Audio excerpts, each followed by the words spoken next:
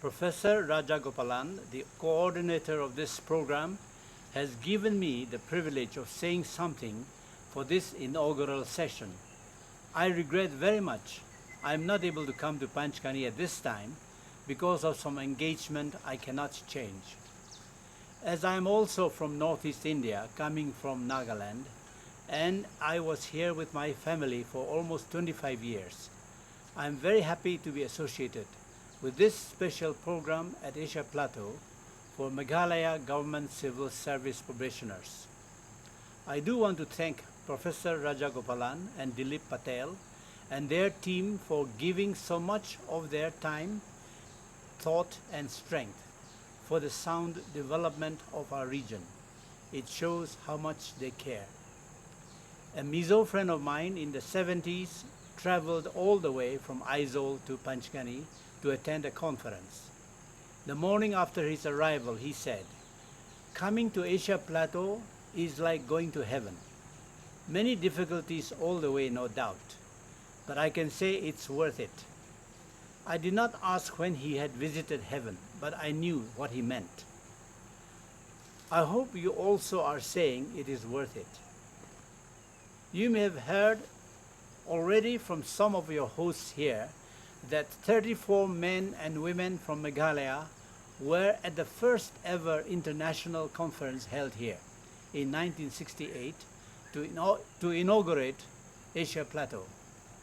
They were the biggest delegation that came to that conference. Their singing was a great contribution to the conference. And Asia Plateau was hearing the quality of singing that is heard in Meghalaya all the time. India was to hear years later when the Shillong Chamber Choir won the first prize in the India's Got Talent contest in Mumbai a few years back. It would be no exaggeration to say their multilingual singing electrified the whole country and made Northeast India widely known. Stanley Nichols Roy, who brought that first delegation, was regarded as one of the creators of the state of Meghalaya. His pioneering team, led by Captain Williamson Sangma, brought the state into being without violence and bloodshed. You will probably be hearing in the coming days how the change that started here in Nichols Roy's life also transformed his family and his relationship with his colleagues, some of them rivals, and how his change played a significant part in the crafting of a solution that was honorable and acceptable to the Khasi, Janti and Garo people in the hills, as well as to the people of Assam in the plains, who had opposed it for years. If I may say so, your coming to Asia Plateau at this time for raising the effectiveness of governance to better meet the crying needs of the people is a sign of your state revisiting the convictions and vision of its founders. This training program your government has started will, I believe, prove to be another pioneering initiative for our region. And if by your united commitment and sense of responsibility, you will sustain the momentum of what you will achieve together, you will give confidence to the people of the other states also to follow your example. And from what I knew of Stanley Nichols Roy, if he were still alive, I have no doubt at all he would have left everything and come to Asia Plateau to be with us and give his best to develop this program. He was passionately interested in changes in society becoming possible through radical changes taking place in individuals because that was his experience. Mahatma Gandhi said, "Be the change you want to see in the world." This, I believe, is the best description and definition of what initiatives of change is all about.